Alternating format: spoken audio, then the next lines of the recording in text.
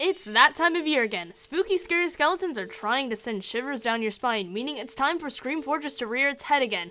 But this time, it's rather ugly head. The majority agrees this is one of the laziest updates put out by Valve, as well as considered to be the worst Scream Fortress, and for a pretty damn good reason.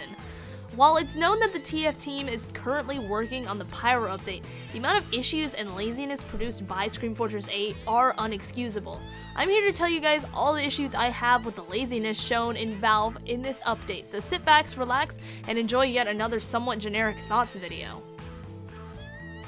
Okay, see this artwork right here? They just reused the same piece of artwork from last year's blurb for this year's blurb. This irritates me way more than it probably should, but come on, Valve. You could have just made some colored sketch from one of your artists that could have probably been done in a day. Even if it was lower quality, it would have still shown that Valve at least put something into this update. The only Valve-made assets in the update were the creepy crawly case, the unusual fire, 3 contracts made for the new maps, and the bumper car taunt. All of these basically existed within the game beforehand. The case is just a modified version of last year's case with a spider slapped on it, which was probably used to just cover up the 7 on the case from last year. The unusual fire is essentially a stranger fire that's been coded to instead make an item unusual instead of strange. The 3 contracts are just that, contracts. These have obviously existed in the game well before this, and only required the team to essentially copy and paste some code with some differing coding to make sure it counted for those specific maps. And we all know that the bumper cars already existed. It's basically the same thing from the in-game mechanic with the speed significantly decreased. Okay, this is one of the biggest issues with this update. For 3 full days, the Marez Missions, the contracts people play on specific maps to get rewards and the meat of the incentive to play this update, yeah, they were completely broken. For a majority of the players, the missions weren't working, including my own. A few hours after the update launched, a patch was put out that supposedly fixed this issue. It didn't. And missions weren't actually fixed until the following Sunday. Let me show you guys an example of what was happening. See, here I have your average run-of-the-mill contract from Marasmus' Ancient Sumerian Carnival. One of the objectives is to gain points are to collect souls, or in other words, kill people. Easy, right? Well, I'm killing people. I should be receiving points, but instead I'm getting diddly squat.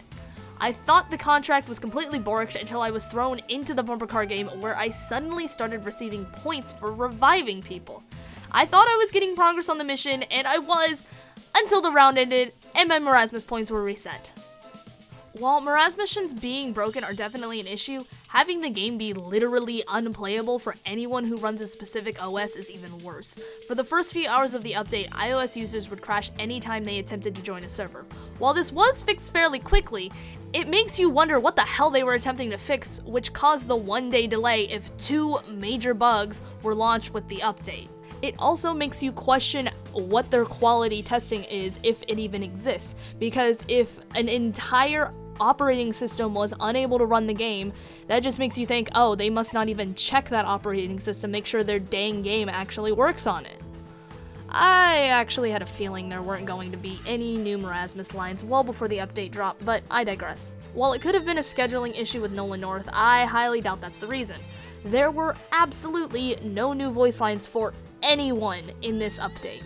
Every single subsequent Scream Fortress has had some new voice line for some character added in, with Marasmus having been in 4 of the updates.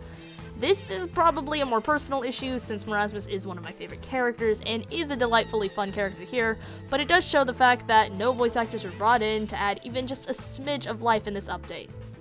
As much as I hate to admit it, community-made updates are generally considered to be some of the worst. While I personally don't agree with it, and I understand why they generally do, a good chunk of the community generally always is disappointed by community updates. End of the line. While community updates are in no way a bad thing since it's content made by people who are dedicated enough to the game to make actual content, and that essentially the last Scream Fortress was community made, it just shows that Valve really doesn't care. Personally, I do enjoy the community items and maps put within the update, but I'm trying to focus more on Valve and their shortcomings within this update. Oh, what the Valve? Good going not listening to your community and the competitive you seem to be working with. Okay, Capture the Flag has been retired in the past back when matchmaking was in beta. The community feedback was instant and negative because Capture the Flag is just not a competitive game mode, so you guys took it out pretty dang fast. So, why in Gaben's name would you take out 2 very viably competitive maps and insert one okayish one, and one that, while was attempted years ago to be used in competitive, was eventually retired? If this really is some sort of test to see if it works, this is not the time or place to do so. Open up closed beta servers or something. I'm sure you guys have several empty matchmaking and casual servers that can be converted. I'm too sexy for my shirt, too sexy for my shirt, so sexy it hurts. Why is this high tiered? Why do you have to give cosmetics artificial prices? Please, tiered cosmetics suck. Everyone knows they suck.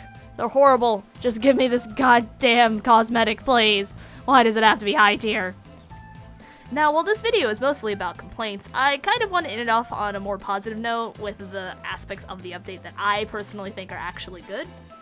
First, I personally enjoyed the Pit of Death. While I know not a lot of people actually like player destruction, I think it's a fun sort of like thing you could do on the side, just as something different from your normal payload, capture the flag, control points, King of the Hill, all that stuff. It's a good little side game mode.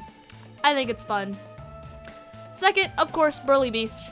I like it. I think it's so ridiculous that it's great.